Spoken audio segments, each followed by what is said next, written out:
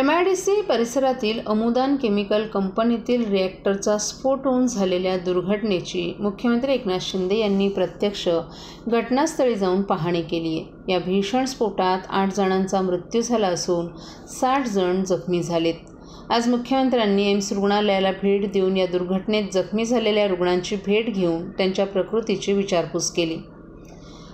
काल दुपारी 2च्या सुमारास डोंबिवली MIDC परिसर पुन्हा एकदा भीषण स्फोटाच्या आवाजानं हादरला। या स्फोटाचे लोट 2 किलोमीटर लांबूनही दिसत होते। या स्फोटाची तीव्रता एवढी भीषण होती की आजूबाजूच्या इमारती आणि कंपन्यांमध्येही मोठ्या प्रमाणात नुकसान झालं। काल संध्याकाळी मुख्यमंत्री एकनाथ शिंदे यांनी डोंबिवलीत येऊन या घटनास्थळाला भेट दिली। यानंतर माध्यमांशी बोलताना त्यांनी घटनास्थळी बचावकार्य अजूनही सुरू असून आजूबाजूच्या कंपनीतील काही कर्मचारी अजूनही अडकले असल्याची शक्यता असल्याचं त्यांनी सांगितलं।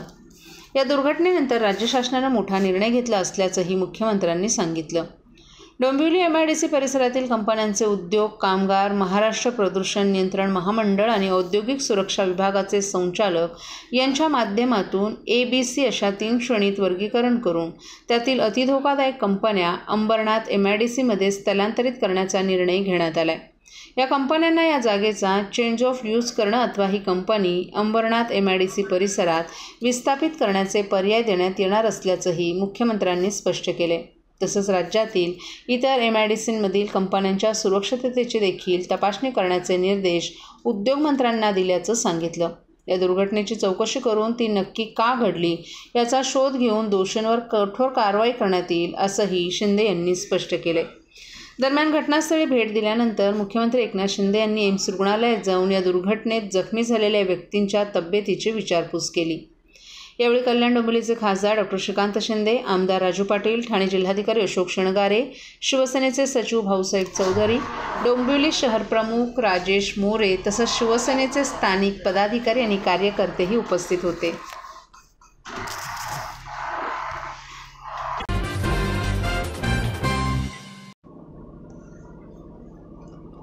घोडबंदर रोडवरील गायमुख घाटातील 700 मीटर लांबीच्या रस्त्याची दुरुस्ती करण्यात येणार असल्यामुळे घोडबंदर रोड पुढील काही दिवस बंद राहणार आहे।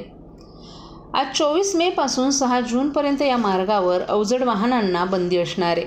वाहतूक पोलिसांनी याबाबत माहिती दिली आहे। सार्वजनिक बांधकाम विभागानं आजपासून या मार्गाच्या दुरुस्तीचं काम सुरू केले। हे काम पूर्ण झाल्यावर वाहनांना पुन्हा प्रवेश दिला जाणार आहे। घोडबंदर रोड हा महाराष्ट्रातून गुजरातला जाणाऱ्या महत्त्वाच्या मार्गांपैकी एक आहे। मुंबई, गुजरात, भिवंडी आणि उरणमधील जैन पेटी बंदरातून गुजरातकडे माल वाहतूक करणारी वाहनं घोडबंदर रोडवरून जातात। तसंच वसई विरार आणि भाईंदरकडे जाणारी वाहनं देखील या मार्गावरून जातात। आता दुरुस्तीच्या कामासाठी हा मार्ग 6 जूनपर्यंत बंद राहणार आहे। या काळात अवजड वाहनांना या मार्गावर प्रवेशबंदी करण्यात आली आहे। यामुळे 6 जूनपर्यंत ठाणे, घोडबंदर, मुंबई, अहमदाबाद मार्गावर मोठ्या प्रमाणावर वाहतूक कोंडी होण्याची शक्यता आहे। याचा वाहन चालकांना त्रास होण्याचीही शक्यता आहे। घोडबंदर रोडवर 24 मे ते 6 जून दरम्यान अवजड वाहनांसाठी रस्ता बंद राहणार आहे। मात्र या मार्गावरील वाहतूक हलक्या वाहनांसाठी सुरू राहणार आहे। ज्या ठिकाणी दुरुस्ती करण्यात येणार आहे त्या ठिकाणची वाहतूक सिंगल लेन पद्धतीनं सुरू ठेवली जाण्याचीही शक्यता आहे। त्यामुळे हलक्या वाहनांना प्रवेश मिळेल। तसंच घोडबंदर मार्गावरील घाटाजवळचा रस्ता हा अत्यंत अरुंद आहे। त्यामुळे एकाच वेळी अवजड आणि हलक्या वाहनांची वाहतूक सुरू ठेवणं शक्य नाही। त्यामुळे फक्त हलक्या वाहनांची वाहतूक सुरू राहणार आहे। सर्व नागरिकांना आवाहन करण्यात येत आहे की सध्या डासांमार्फत पसरणाऱ्या डेंग्यू या आजाराचा प्रसार रोखण्यासाठी प्रत्येकाने पुढीलप्रमाणे कार्यवाही करावी। डेंग्यू आजार एडिस इजिप्टी हा डास चावल्याने होतो। या डासांची पैदास साचलेल्या किंवा साचवलेल्या स्वच्छ पाण्यामध्ये होते। 8 दिवसांपेक्षा जास्त दिवस पाणी उघडे व साचून राहिल्यास त्यात डास अंडी घालतात। अंड्यांच्या अळ्या तयार होऊन पुढे डास तयार होतात। यासाठी आपल्या घरातील पाणी साठे उदाहरणार्थ बॅरल्स, पिंपे, टाक्या, हौद, रांजणे इत्यादी दर आठवड्याला रिकामे करून घासून पुसून कोरडे करून पुन्हा भरावे। 1 दिवस कोरडा दिवस म्हणून पाळावा। पाणी साठ्यांना घट्ट झाकणे बसवावीत किंवा जुनी साडी, चादर, धोतर यांनी बांधून झाकून ठेवावीत, म्हणजे डास त्यात जाऊन अंडी घालणार नाहीत। घराच्या गच्चीवर, आजूबाजूला, अंगणात कोठेही पाणी साचू देऊ नये. भंगार सामान उघड्यावर टाकू नये. उदाहरणार्थ टायर्स, प्लास्टिक सामान, कुंड्या, टाकाऊ वस्तू इत्यादी.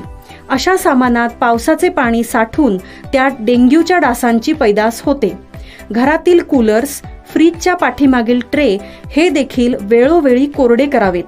लक्षात ठेवा, नुसत्या फवारणीने डास घनता कमी होत नाही, तर त्यासाठी डास पैदास ठिकाणे नष्ट करणे ही आपल्या सर्वांची जबाबदारी आहे. कोणताही ताप अंगावर न काढता जवळच्या शासकीय रुग्णालयात मोफत औषधोपचार घ्या. अशा प्रकारे नागरिकांनी सहकार्य केल्यास डेंग्यूचा प्रसार रोखणे सहज शक्य आहे.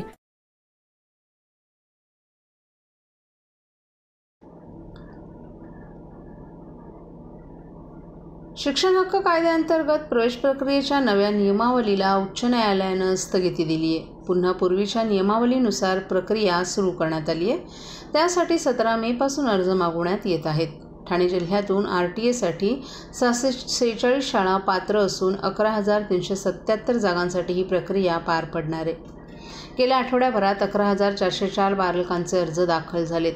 पालकांना 31 मेपर्यंत RTAच्या संकेतस्थळावर आपल्या बालकांची नोंदणी करता येणार आहे, अशी माहिती ठाणे जिल्हा शिक्षण विभागाकडून देण्यात आली आहे. सन 2024-25 या शैक्षणिक वर्षाकरिता राबवण्यात येणाऱ्या RTE 25% ऑनलाईन प्रवेश प्रक्रियेत राज्य सरकारने नवे बदल केले होते.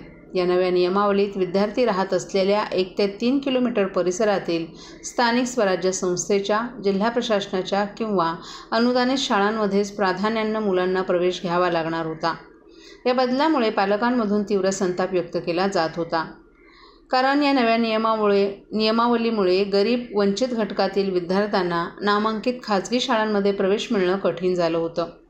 परंतु अखेर मुंबई उच्च न्यायालयानं राज्य सरकारच्या या निर्णयाला स्थगिती दिली आहे. त्यामुळे पुन्हा पूर्वीच्या नियमावलीनुसार प्रक्रिया राबवण्याचा निर्णय घेण्यात आला असून 17 मेपासून पालकांकडून अर्ज मागवण्यात येत आहेत.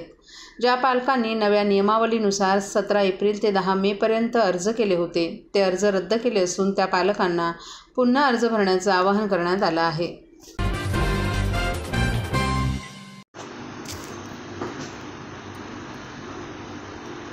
वाढत्या उष्णतेमुळे ठाणे मुंबईला पाणीपुरवठा करणाऱ्या धरणांमधील पाण्याच्या पातळीत घसरण. ठाणे जिल्ह्याला उष्णतेच्या झळा बसत असून धरणातील पाणीसाठ्यात देखील बाष्पीभवनामुळे घट होताना दिसत आहे. मागील वर्षीच्या तुलनेत बारवी धरणातील पाणीसाठा हा 3% खाली आलाय. तसंच ठाणे जिल्ह्याला पाणीपुरवठा करणाऱ्या धरणांची पाणी पातळी 30 ते 35% आसपास आहे. पाण्याची खालावलेली पातळी पाहता पाणी शटडाऊन म्हणजेच अप्रत्यक्षपणे पाणी कपातीत वाढ होण्याची शक्यता नाकारता येत नाही. ठाणे जिल्ह्यात एप्रिल महिन्यापासून उष्णतेचा पारा चढला असून असह्य उष्म्यामुळे जनता हैराण झाली आहे. एप्रिल ते मे महिन्यात उष्णता वाढली की त्याचा परिणाम धरणातील पाणीसाठ्यावर सर्वाधिक होतो. या पाण्याचं बाष्पीभवन होऊन धरणातील पाण्याच्या पातळीत झपाट्यानं घट होत जाते. त्याचा परिणाम ठाणे आणि उपनगरातील शहरांना करण्यात येणाऱ्या दैनंदिन पाणी पुरवठ्यावर होतो. 5-6 वर्षांपूर्वी एप्रिल मे महिन्यात जाणवणारी पाणी टंचाईची झळ कमी झाली आहे. बारवी धरणाची वाढलेली उंची आणि अधेमध्ये पडणारा अवकाळी पाऊस यामुळे पाणी कपात करण्याची वेळ शासनावर येत नाही. 15 जुलैपर्यंत पुरेल असं पाण्याचं नियोजन करण्यात येतं. पाणी कपातीचा कोणताही निर्णय नसल्याचं शासनाकडून सांगितलं जातं. पाणी कपात केली जात नसली तरी देखभाल दुरुस्तीच्या नावाखाली पाणी पुरवठा बंद ठेवणं आणि त्यानंतर पुरवठ्यावर होणारा परिणाम यामुळे अनेक भागात पाणी टंचाईचा सामना नागरिक करत आहेत. जिल्ह्यात मागील महिन्यापासून उष्णतेमध्ये वाढ झाली आहे. मुंबई, ठाणे आणि उपनगरांना पाणीपुरवठा करणाऱ्या धरणांमधील पाण्याचं अधिक प्रमाणात बाष्पीभवन होऊन धरणाच्या पातळीत घट होत आहे. ठाणे मुंबईला पाणीपुरवठा करणाऱ्या धरणांमधील पाण्याची पातळी 30 ते 35% आली आहे. ठाणे जिल्ह्याला पाणीपुरवठा करणारा मुख्य स्रोत असलेले बारवी धरणात सध्याच्या घडीला 31% पाणीसाठा आहे. धरणातील पाण्याची पातळी ही 60.52 मीटर असून 106 दशलक्ष घनमीटर पाणीसाठा आहे. मागील वर्षी याच दिवशी धरणात 34% पाणीसाठा होतो. पाण्याची पातळी ही 61.24 मीटर इतकी तर 115.60 दशलक्ष घनमीटर इतका पाणीसाठा होता. जून अखेरपर्यंत मुंबई आणि ठाणे शहरांना दैनंदिन पुरेसा पाणीपुरवठा होईल एवढा पाणीसाठा ठाणे जिल्ह्यातील धरणांमध्ये असल्यामुळे पाणी कपातीची कोणतीही शक्यता नसल्याचं लघु पाटबंधारे विभागाकडून सांगण्यात आले।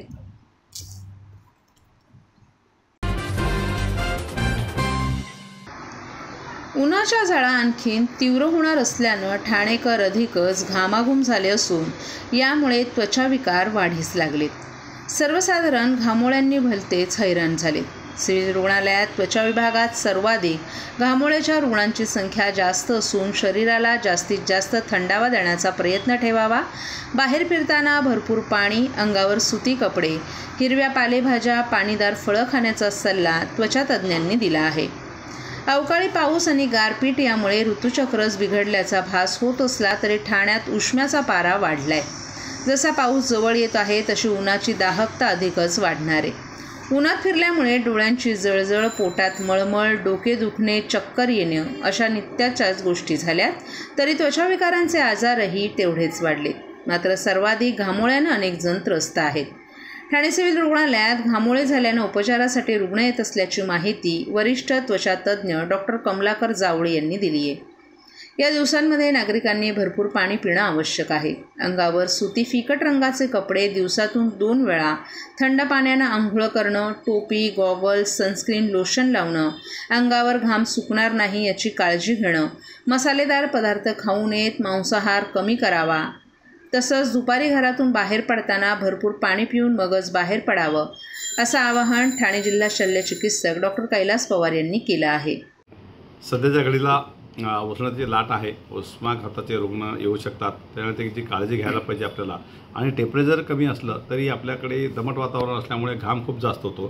तर रुटीनली जे आपण उन्हाळ्यात जी काळजी घेतो, उष्माघातामध्ये जे आम्ही इन्स्ट्रक्शन दिले ती काळजी घेणं महत्त्वाचं आहे। टोपी घालून जाणे, स्कार्फ वापरणे, छत्री वापरणे, सुती सैल कपडे वापरणे, पाण्याची बॉटल सोबत ठेवणे, भरपूर प्रमाणात पाणी पिणे, गरज पडल्यास ORS पिणे। आणि घाम जास्त झाला तर डिहायड्रेट पण होऊ शकतो माणूस, आणि ऊन आणि घाम याच्यावर डिहायड्रेट होऊ शकतो। ORS घेतलं तर तिचे चांगलं राहतं। आणि ह्या काही प्रमाणात ज्या काही मार्केटमध्ये अँटीफंगल पावडर्स अवेलेबल आहे ते जर अंगाला लावलं तर घामोळे नक्कीच होत नाही, आणि जी आपली चामडी लाल होते आणि खाज जास्त होते कधी कधी, किंवा बर्निंग सेन्सेशन यायला लागतात, ते आपण अवॉइड करू शकतो। आणि घामाघूम तुम्ही झाला असेल कामावर असताना किंवा पुढे जाऊन येतात तर घरी आले तर माझ्या मते एकदा संध्याकाळी पण एकदा आंघोळ करणं किंवा शॉवर घेणं खूप गरजेचं आहे। ह्या गोष्टी केल्या तर आपण बाकी उष्माघात आणि जे घामोळे येतात त्याच्यापासून आपण स्वतःला बचाव करू शकतो। आणि दुसरी गोष्ट महत्त्वाची खाण्याबद्दलचं आहे, तर आपण खाण्यामध्ये भरपूर प्रमाणात पाणी प्यायला पाहिजे। फळं जेवढे सीजनल अवेलेबल आहे जास्तीत जास्त फळं खायला पाहिजे। अन्न हे ताजं खायला पाहिजे, शिळं अन्न खायला नको, कारण उष्णता आणि याच्यामुळे ते अन्न लवकर खराब होऊ शकतात। त्याच्यामुळे जेवढं फ्रेश तुम्ही अन्न खाल तेवढं चांगलं आहे। फ्रूट्सबद्दल तर आता मँगोचं सीझन आहे, टरबूज वगैरे, कलिंगड आहे, ह्या गोष्टी तुम्ही जास्तीत काकडी आहे, काकडीमध्ये सगळ्यात जास्त पाणी असतं। ह्या गोष्टी ज्या रुटीनली आपण करतो त्या जर जास्त खाल्ल्या तर बाकी आपण ह्या गोष्टीपासून नक्कीच प्रोटेक्ट करू शकतो।